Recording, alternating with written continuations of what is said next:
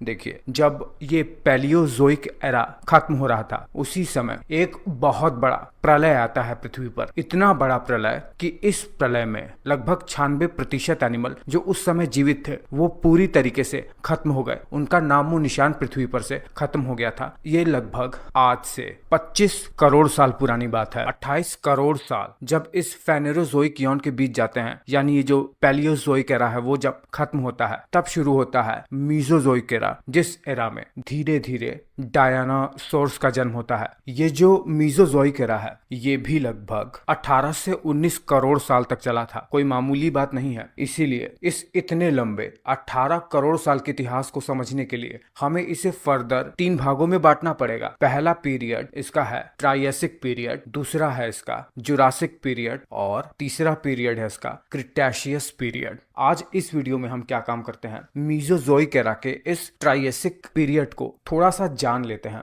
जैसे ही ये Triassic period शुरू होता है, बहुत ही भयानक पृथ्वी के चारों ओर प्रलयंकारी माहौल होता है, क्योंकि अभी हाल ही में कुछ ही साल पहले ही एक बहुत बड़ा विनाश आया रहता है। 96% एनिमल मर जाते हैं इस पर्मियन ट्रायसिक एक्सटिंक्शन में, और पूरे पृथ्वी का ये सबसे बड़ा मास एक्सटिंक्शन था। अब तक पृथ्वी के इतिहास में जितने भी एक्सटिंक्शन हुए हैं उनमें सबसे खतरनाक था ये। चारों ओर बस गर्मी ही गर्मी थी। इतने ज्यादा ज्वालामुखी फट गए थे कि चारों ओर बस गर्मी हो गई थी। सारे जीव मिट गए थे। कुछ जानवर स्वयं को बचाने के लिए जमीन के नीचे, जमीन को खोद कर नीचे किसी तरीके से सरवाइव किए। लाखों लाखों साल तक अपने आप को बचाए रखने के लिए जानवरों ने खुद को जमीन के अंदर ही छुपाए रखा। सारे पेड़ पौधे भी धीरे धीरे खत्म हो गए थे इस मास एक्सटिंक्शन में। कुछ लाख साल बीतते हैं। धीरे धीरे पृथ्वी का टेम्परेचर दोबारा से कूल डाउन होता है। पृथ्वी पर चारों ओर फिर से घास होने लगती है। कहीं कहीं पेड़ पौधे उगने लगते हैं। फिर से पृथ्वी पर जीवन सदाबहार के रूप में फैल जाता है। एक बहुत बड़ा जमीन का टुकड़ा जो कि पृथ्वी पर एक साथ जुड़ा हुआ था। आपको बता दें कि उस समय कोई भी इंडिया नहीं था, कोई भी ऑस्ट्रेलिया, कोई अमेरिका, कुछ नहीं था। एक बड़ा सा जमीन का टुकड़ा था जिसे पैंजिया कहते हैं। वो अब टूटकर कई टुकड़ों में विभक्त होकर मूवमेंट करना शुरू कर देता है। जिम्नोस्पर्म फ्लोरा, पेड़ पौधे, ये सब उगना शुरू हो गए थे। इक्थियोसॉरस और नोटोसॉरस जैसे कई मरीन जानवर अब डोमिनेंट प्रीडेटर के रूप में समुद्र और जमीन पर भी, जो कि रेप्टाइल थे, वो अब राज करने लगे थे। और हम सभी मैमल्स का जो सबसे बड़ा एंसेस्टर है साइनेप्सिड्स, अब पृथ्वी पर कॉमन हो गए थे। लेकिन एक सबसे बड़ा स्पॉटलाइट जाता है आर्कोसॉरस नाम के एक जानवर पे, जो कि जमीन पर पूरी तरीके से फैल गया था। एक रेप्टाइल था ये, और ये रेप्टाइल एक बहुत बड़ी क्रांति लाने वाला था धरती के इतिहास में, क्योंकि यही रेप्टाइल आर्कोसॉरस धीरे धीरे इवॉल्व होकर क्रोकोडाइल्स, टेरोसॉरस और डायनासोरस में इवॉल्व होने वाला था। धीरे धीरे टेरोसॉरस, जो कि धरती पर पहला ऐसा जानवर था जिसके पंख थे और वो उड़ सकता था,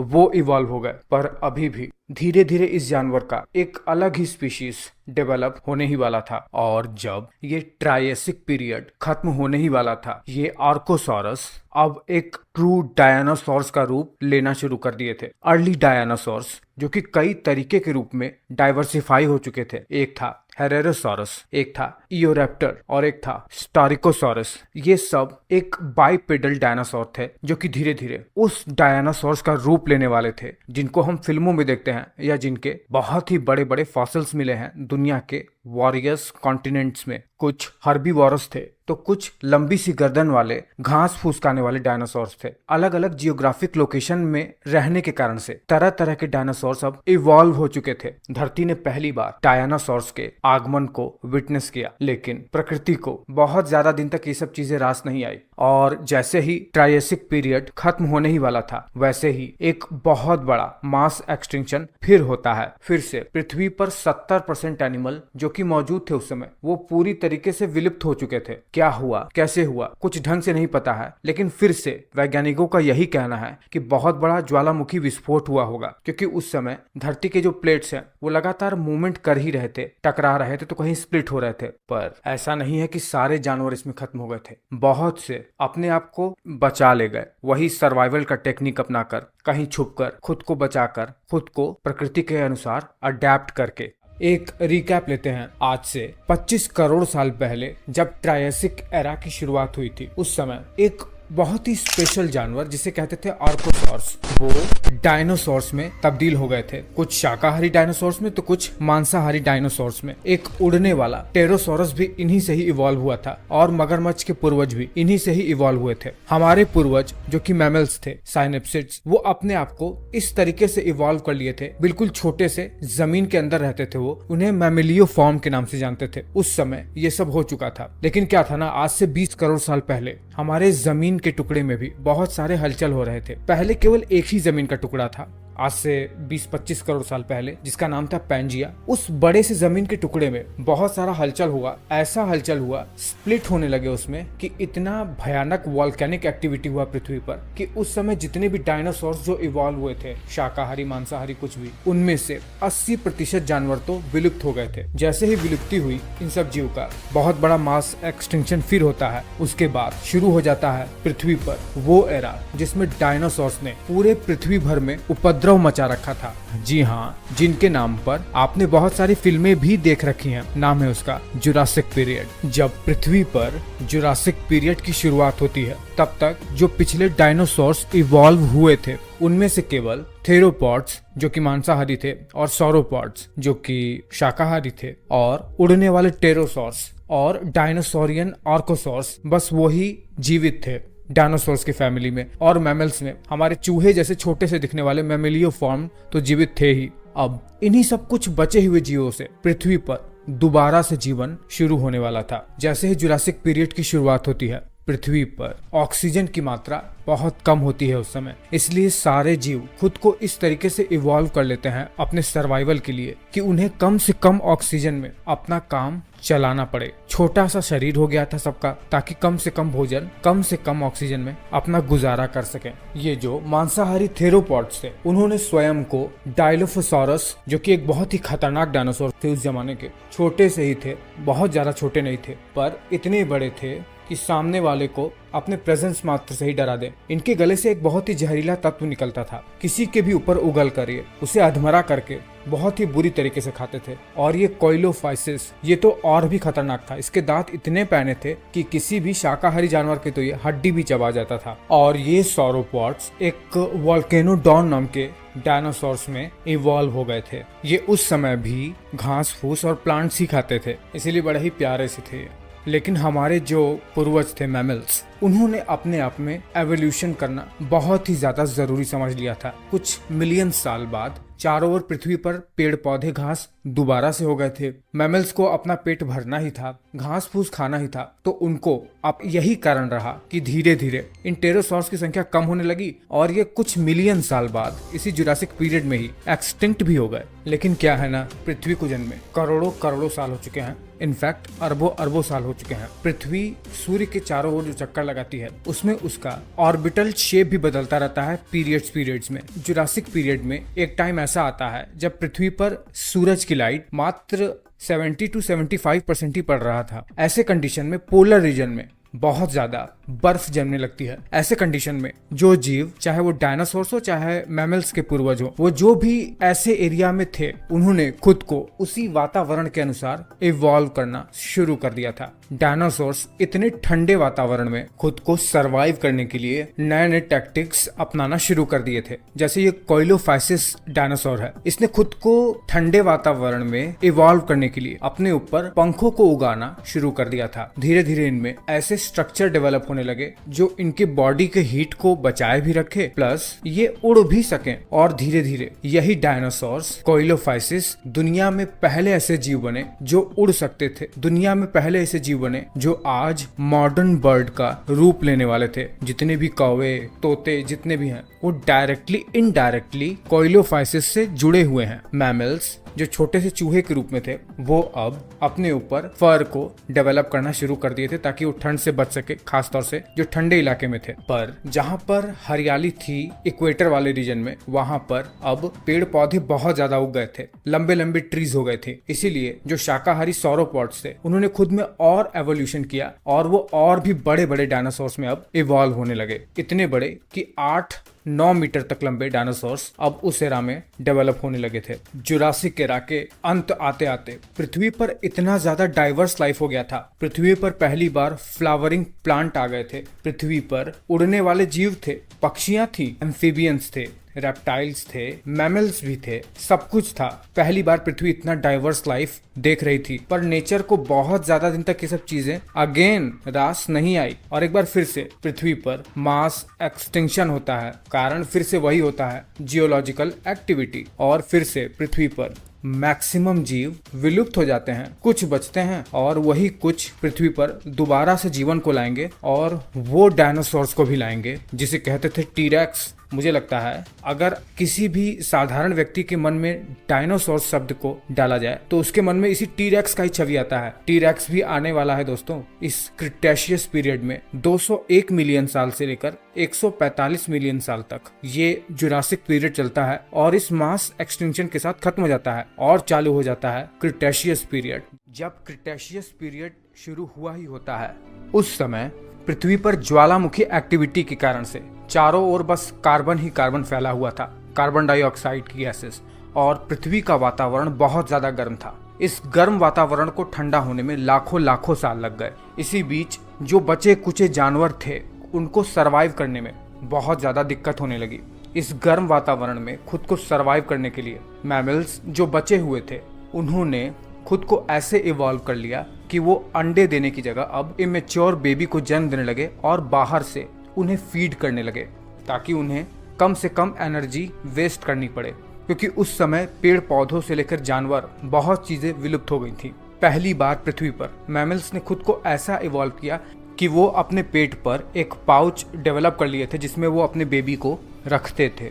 मैंने आपको पिछले वीडियो में बताया था कि डायनासोर्स 2 प्रकार के होते थे। एक वो जिनकी हिप बर्ड लाइक होती थी जिसे ऑर्निथिस्चियन कहते थे, जो कि मोस्टली शाकाहारी होते थे। वो कई सारे डायनासोर्स में धीरे धीरे इवॉल्व होते होते स्टेगोसॉरस, जो कि आगे चलकर सबसे खतरनाक ऑर्निथिस्चियंस में एवोल्यूट हो गए थे, ट्राइसेराटॉप्स, जिनके चेहरे पर 3 बड़े बड़े हॉर्न की हिप बोन लिजर्ड लाइक थी। उनमें भी मैंने आपको बताया था वो 2 प्रकार के होते थे, एक शाकाहारी एक मांसाहारी। शाकाहारी डायनासोर्स बहुत कम बचे हुए थे इस पीरियड में, क्रिटेशियस पीरियड में, जैसे अर्जेंटिनोसॉरस और ब्रैकियोपोसाइडन जैसे कुछ शाकाहारी लंबी गर्दन वाले डायनासोर्स ही बचे थे।